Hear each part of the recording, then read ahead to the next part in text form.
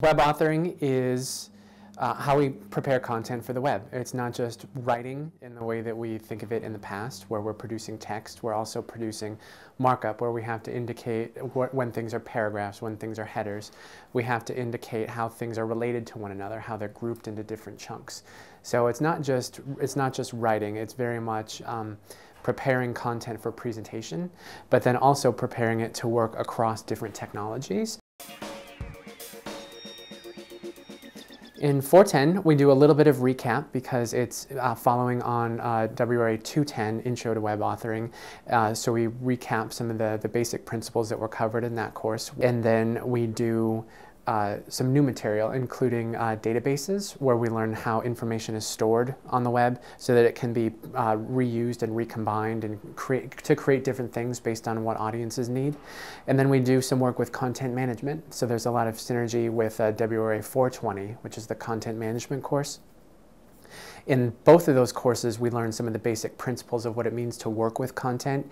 420 is more of the theory of how to do that, and 410 is much more of the practical side of that. And then lastly, we learn about some basic programming. We learn languages like PHP and JavaScript.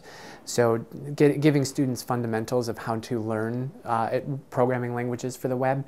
It never gets too advanced. We try and keep it within a relatively limited scope, but getting students the core skill set that they need in order to go out into the world and be able to acquire these new technologies as they need them.